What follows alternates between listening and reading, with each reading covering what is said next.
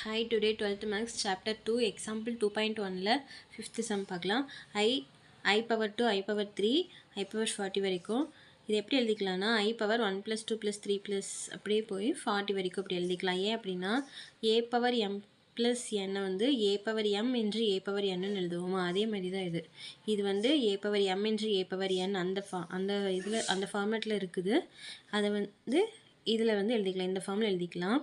a power m plus n, அதனால் I power இந்த பவரில் இருக்கிறது எல்லாம் ப்ளஸ் பண்ணி எழுதிக்கலாம். ஓகேவா, 1 + 2 + 3 ப்ளஸ் அப்படியே போயிட்டே இருக்கும் 40 வரைக்கும். ஓகேவா, இப்போ இதுக்கு ஒரு ஃபார்முலா இருக்குது. என்னென்னா n × n+1/2 அந்த ஃபார்முலாவில் இதை வந்து போட்டுக்கலாம். இதில் n வந்து 40 தான் n. I பவர் இந்த n-க்கு பதிலாக 40 × 40 + 1/2. நெக்ஸ்ட்டு I பவர் 40 41 ப்ளஸ் பண்ணி 41/2. 2 40 கேன்சல் பண்ணும்போது 20 வருது. அதுக்கப்புறம் I பவர் 20 × 41 20 41 மல்டிபிள் பண்ணும்போது 820 வருது. So I power 820. அதுக்கப்புறம் இந்த 820 வந்து 4ஆல் டிவைட் பண்ணி பார்க்கலாம்.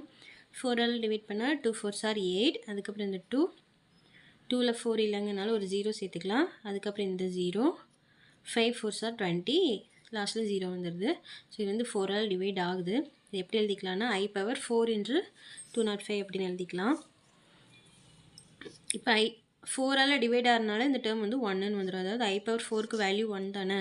ஸோ I பவருக்கு 1 வந்துடும். 1க்கு மேலே பவர் எவ்வளோ இருந்தாலும் அதுக்கு வேல்யூ 1 தான். ஸோ இதுக்கு ஆன்சர் வந்து 1. அவ்வளோதான். தேங்க்யூ.